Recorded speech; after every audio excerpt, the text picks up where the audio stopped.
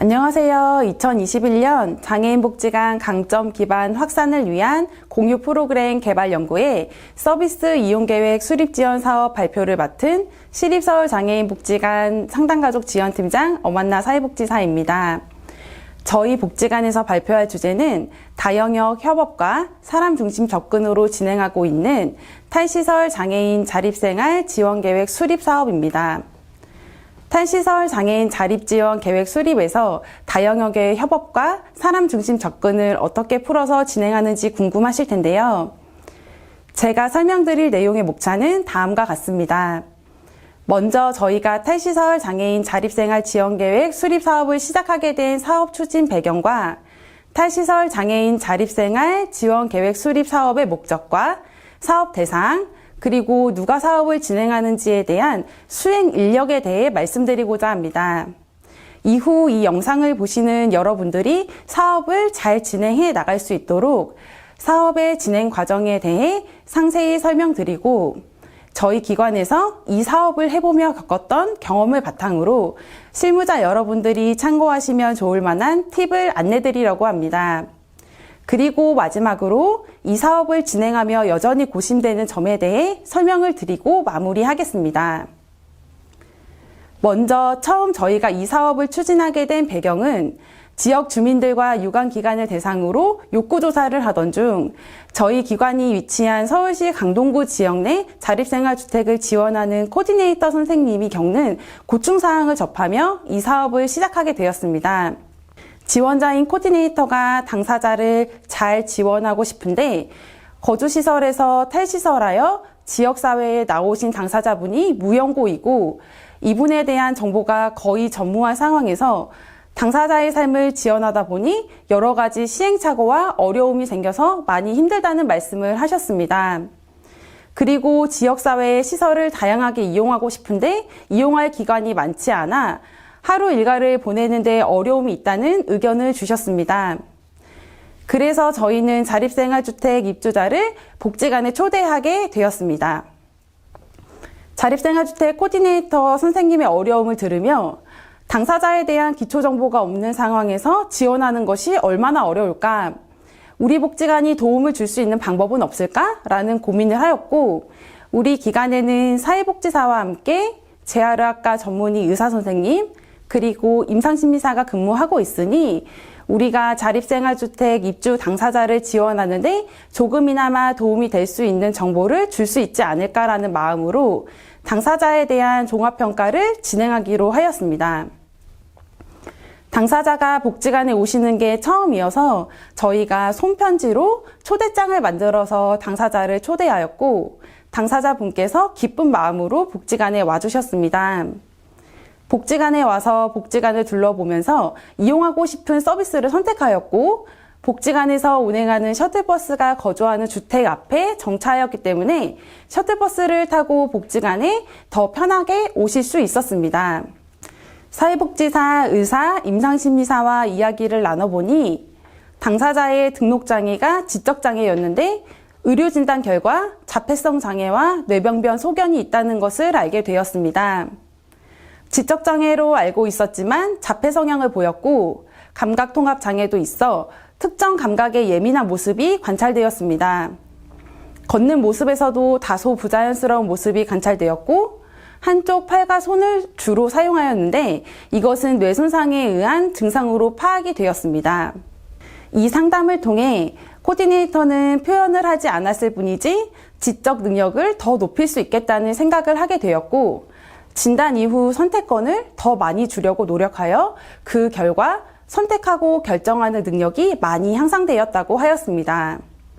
그리고 촉각, 구강 감각에 예민하다는 것을 알게 되면서 상담 이후 식습관 지도나 일상생활 지도를 하는 데 있어 큰 도움이 되었다고 합니다. 이렇게 지적장애와 자폐성 장애는 일상생활을 지원하는 데 고려해야 할 부분이 많이 다르기 때문에 지원 방법에 많은 변화가 생기게 되었습니다. 이 상담을 계기로 당사자도 더 자신에게 필요한 지원을 받을 수 있게 되었고 코디네이터 선생님도 당사자를 더 잘 이해하고 당사자에게 필요한 지원을 할 수 있게 되었습니다.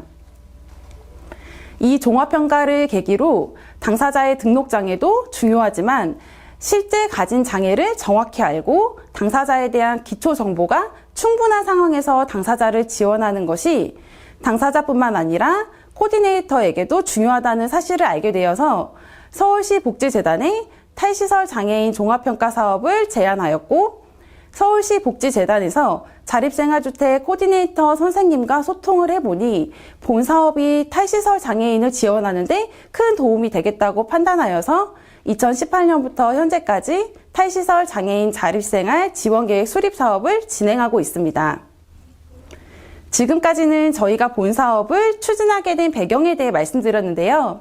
지금부터는 자세한 사업 내용에 대해 설명드리겠습니다. 첫 번째로 사업 목적입니다. 탈시설 장애인 자립생활 지원계획 수립 사업은 평가 및 상담 코칭을 통해 탈시설 장애인들이 지역사회에 잘 정착할 수 있는 자립생활 지원 계획을 수립할 수 있도록 지원하고자 하는 것이 큰 목적입니다. 당사자에 대해 잘 알아야 잘 지원할 수 있습니다. 종합평가 및 코칭을 통해 당사자에 대해 잘 알고 있는지 점검하고 지원 전략을 세웁니다. 당사자가 행복하기 위해 무엇이 필요한지, 우리가 고려해야 할 안전 문제가 있는지, 집에서 혹은 낮 시간에 당사자를 위해 무엇을 해야 하는지, 커뮤니티의 연결은 어떻게 해야 하고 자립을 위해 필요한 것은 무엇인지 고민하고 찾습니다. 사업 대상은 서울시 복지재단에서 의뢰한 탈시설 장애인 자립생활주택 입주자인데요. 저희 기관은 서울시 복지재단과 함께 본 사업을 추진하고 있기에 서울시 복지재단에서 본 사업을 자립생활센터에 안내하고 사업에 참여하고자 하는 당사자와 코디네이터가 신청을 하여서 자립생활 지원계획 수립을 진행하였습니다. 아마 영상을 보고 계신 분들은 이 사업을 한 팀에서 담당하고 있는지 누가 진행하고 있는지 궁금하실 텐데요. 저희 기관에서는 다양한 팀과의 협업으로 진행되고 있습니다. 우선 초기 상담과 인테이크를 담당하며 PCP를 진행하는 사회복지사는 자기주도지원부 상담가족지원팀이고 상담가족지원팀이 전체 사업을 총괄하여 이끌어가고 있습니다. 의료 상담과 평가를 하는 재활의학과 전문의 선생님은 진료실 소속이고 당사자의 심리 상담과 평가를 하는 임상심리사는 자기주도지원부 PCP 나탈동 지원팀 소속입니다. 직업 상담과 평가를 하는 직업재활사는 직업지원부 고용지원팀입니다. 사회복지사, 재활의학과 전문의, 임상심리사, 직업재활사 등 다영역의 전문가들이 함께 각자의 자리에서 당사자 코디네이터와 상담을 진행하고 있습니다. 이렇게 다영역업에서 협업을 하고 있고 복지관에서는 탈시설 장애인 지원위원회가 있어서 기관의 위원회 차원에서도 탈시설 장애인을 위한 지원을 하고 있습니다. 다음은 탈시설 장애인 자립생활 지원계획 수립 사업의 진행 과정입니다. 첫 번째는 자립생활주택 코디네이터가 당사자에게 종합평가에 대해 설명하고 함께 사업에 참여할 것인지를 결정하여서 저희 기관에 전화를 통해 편한 내간일을 사전 예약합니다. 저희 기관에서는 매주 화요일마다 본 사업을 진행하기 위해서 업무 시간을 할애해 놓았고 당사자와 코디네이터가 편안한 주에 내관 일정을 확정합니다. 내관 일정을 예약하면 종합평가를 진행하기 전 사전 상담을 진행하는데요. 당사자와 코디네이터의 내관 일정에 맞춰 상담자들이 미리 상담을 준비하기 위한 목적입니다. 사전 상담에서는 당사자의 기본 정보와 현재 원하는 욕구, 또 고민되는 점이나 어려운 점, 코디네이터가 당사자의 일상을 지원하는 데 있어서 어려운 점과 복지관에서 이루어지는 종합평가를 통해 기대하는 점에 대한 내용이 다뤄집니다. 저희가 사전 설문지를 이메일로 보내드리고 회신이 오면 그 내용을 바탕으로 전화를 통해 기본 정보와 욕구를 다시 확인하고 있습니다. 이렇게 사전 상담이 진행이 되면 그 내용을 정리하여 각 영역의 상담자들에게 자료를 전해드리고 욕구와 기대에 맞추어 상담 내용이 준비될 수 있도록 합니다. 사전 예약과 상담 이후 실제로 종합평가를 받기 위해 당사자와 코디네이터가 내관하면 초기 상담과 인테이크가 먼저 이루어집니다. 이때 중요한 것은 당사자가 중심이 되어 자신의 목소리를 내는 것입니다. 당사자가 오늘 복지관의 종합평가를 받기 위해 온 목적, 나의 최근 고민, 내가 더 행복하게 살기 위해서 필요한 것, 내가 좋아하는 활동, 내가 싫어하는 활동, 나의 하루 일과, 나의 주간 일과, 내가 더 하고 싶은 활동들에 대해 이야기를 나누고, 내가 관계 맺고 있는 사람이 누구인지, 나의 가족, 내가 친한 사람, 내가 좋아하는 사람, 내 주변 관계도를 비롯하여 PCP에 대한 내용을 토대로 상담을 진행합니다. 저희 복지관은 2018년부터 본 사업을 진행해 보니 복지관에 오시는 당사자 중 발달장애인이 대부분이었고, 성인 발달장애인 당사자가 자신의 의견과 목소리를 더 잘 내기 위해 필요한 것이 무엇일까를 고민하다가 2021년 읽기 쉬운 초기 상담지를 시각화 자료를 토대로 제작하여서 활용하고 있습니다. 이렇게 당사자 중심의 인테이크가 진행된 뒤 당사자를 지원하는 코디네이터의 고민들, 어려운 점에 대한 상담을 진행합니다. 초기 상담과 인테이크를 마친 뒤 의료 상담이 이루어집니다.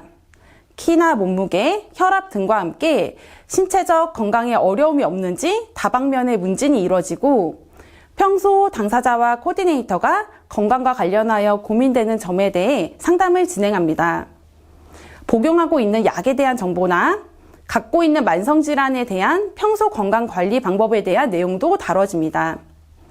이 상담을 통해 뇌병변 장애 당사자는 사용하고 있는 보조기기가 신체에 적합한지 재점검을 하기도 하고, 자주 균형을 잃고 넘어지는 당사자의 건강 상담을 하다가 뇌병변 소견이 있는 것도 알게 됩니다. 또 당사자를 위한 일상생활 속에서의 팁, 식욕 조절을 하는 방법이나 감각통합 장애로 인해 힘들어하는 부분을 일상생활에서 감각 시기 활동으로 지원할 수 있는 방법에 대한 내용 등도 다뤄지고, 의심되는 질환에 대해 알려드리고 어느 진료과에서 상담을 받으면 도움이 되는지도 알려드리는 시간을 갖습니다. 의료 상담 이후 임상심리사의 심리 상담과 평가가 진행됩니다. 현재의 정서 상태가 어떤지, 우울한 기분이나 불안, 분노가 내적으로 있는지 등에 대해 상담을 통해 확인하고 당사자를 잘 지원할 수 있는 방법에 대한 내용이 다뤄집니다. 지적장애로 등록된 당사자가 자폐 성향이 있는지도 확인하고, 당사자와 코디네이터가 서로 만난 지 얼마 되지 않아서 당사자에 대한 정보가 전혀 없는 경우는 당사자의 인지 능력을 확인하기 위한 지능검사도 진행됩니다.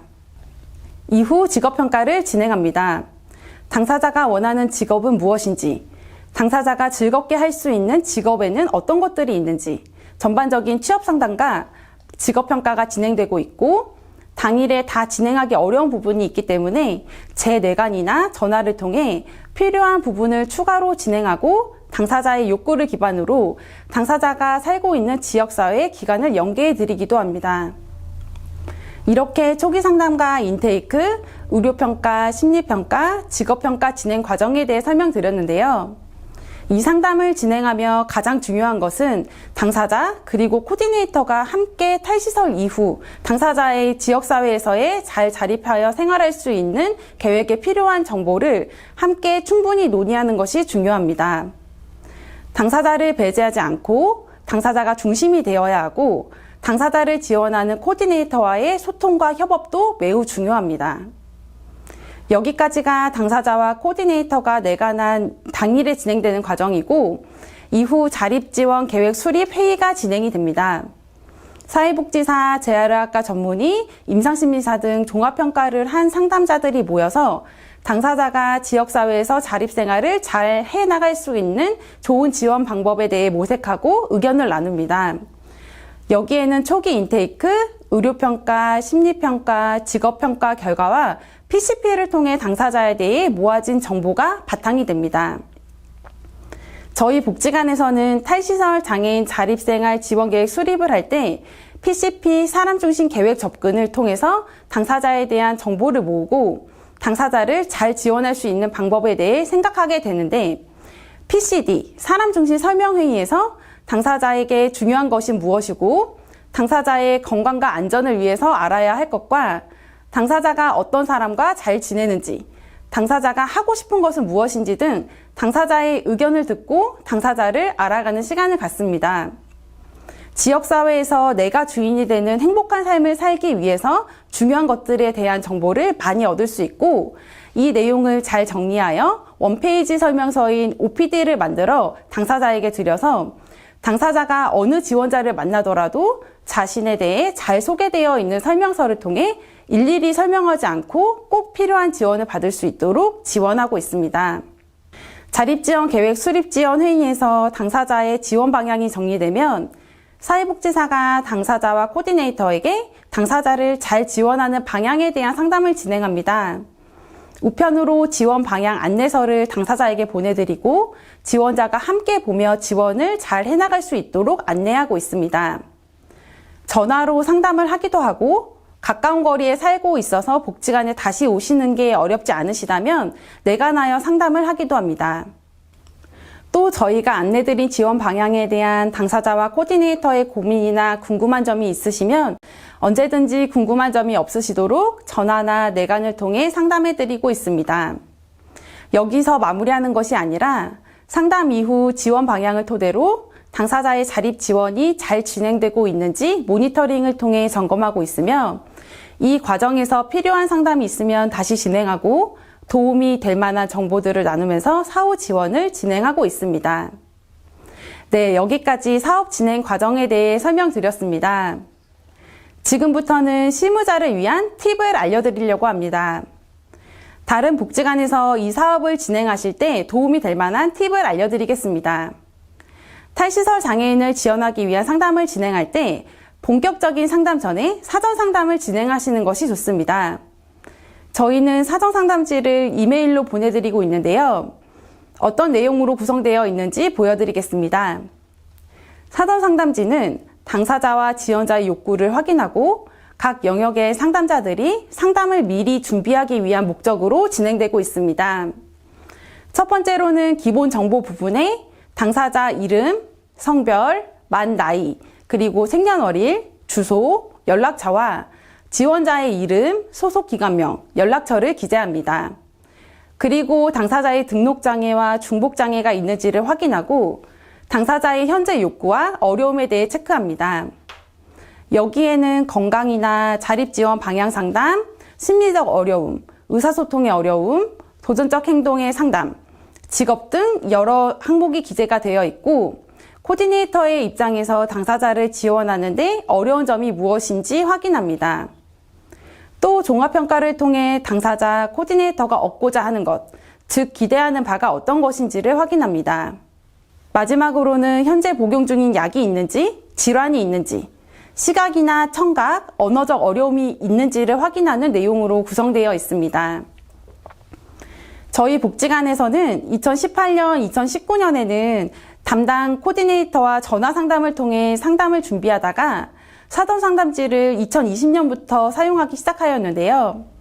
사전 상담지를 활용하여 당사자와 코디네이터가 종합평가를 통해 얻고자 하는 점을 더 명확하게 할 수 있게 되었고, 저희 복지관에서도 상담을 더 잘 체계적으로 준비하고 진행할 수 있게 되었습니다. 사전 상담지 내용을 토대로 상담실 환경을 더 편하게 조성하기도 하고, 전동휠체어를 사용하는 당사자가 내관하는 경우 더 충분한 공간의 상담실에서 상담이 진행되게 준비하기도 합니다. 언어 표현에 어려움이 있는 당사자인 경우에 시각화 자료를 준비하여 자신의 목소리를 낼 수 있도록 준비할 수 있으니 참고하시면 도움이 될 것 같습니다. 다음은 당사자가 내관했을 때 중요한 점에 대해 말씀드리고자 합니다. 사실 현장에서 근무하시는 선생님들은 모두 잘 하고 계시는 부분인데, 저희 복지관에서 4년 동안 본 사업을 해보니 이 부분이 가장 중요하다고 생각되어서 강조드리고자 합니다. 당사자분들과 상담 과정에서 당사자분들께서 해주신 말씀이 저를 이렇게 반겨주는 곳은 처음이에요. 제가 주인공인 것 같아서 기분이 정말 좋아요 라고 말씀하셨는데, 그래서 저희는 상담을 준비할 때 최대한 따뜻하고 편안한 분위기로 상담실을 꾸미고 당사자가 좋아하는 차와 음료, 다과를 대접해드리며 이렇게 귀한 시간을 내주셔서 감사합니다. 복지관에 와주셔서 정말 기뻐요. 라고 진심 어린 환영을 드렸습니다. 또 처음 만난 관계다 보니 명함을 드리며 저희 소개를 당사자에게 정중하게 드리고 당사자와 이야기 나누는 시간을 가졌는데 이런 과정이 당사자의 하루를 기쁘게 해드린다는 것을 많이 느꼈습니다. 또 저희가 탈시설 장애인 상담이 이루어지는 날은 시간을 충분히 할애해 놓는데요. 당사자가 자신의 이야기를 자신의 속도에 맞춰서 잘 할 수 있도록 충분한 시간 여유를 갖고 당사자에게 집중하는 시간을 갖습니다. 아무래도 해야 할 업무에 쫓기고 시간이 빠듯한 상황에서는 당사자에게 집중하기가 어렵다 보니 집중하여 경청할 수 있도록 노력합니다. 마지막으로는 존중인데요. 너무나 당연한 이야기지만 당사자가 중심이라는 사실을 잊지 않고자 합니다.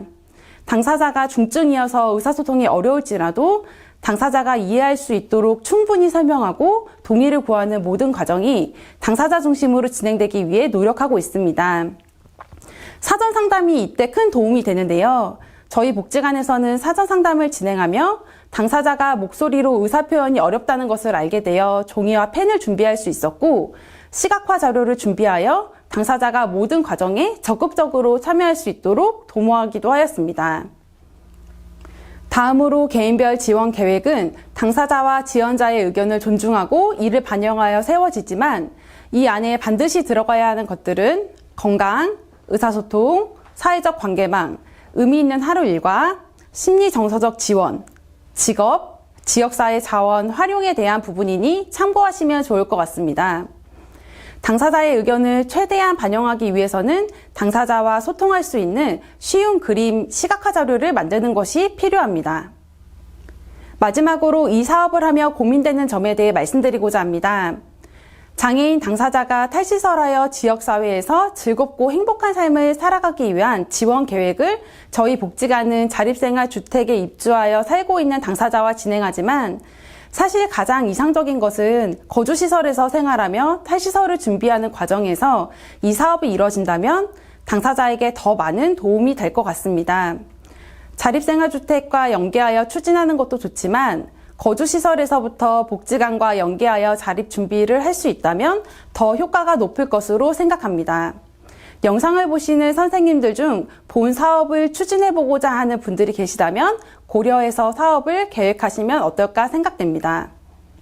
다음으로 저희 복지관에 내관한 분들 중에서는 당사자와 코디네이터가 내관하여서 서로 다투시거나 의견 충돌이 되는 갈등 상황은 없었는데 혹시 선생님들께서 이 사업을 진행하시게 되면 그런 상황이 발생될 수도 있겠다라는 생각이 들어서 당사자와 지원자가 갈등이 있는 경우 어떻게 개입하는 것이 좋을지 개입 방법에 대해 미리 고민해 보시는 것도 도움이 될 것 같습니다.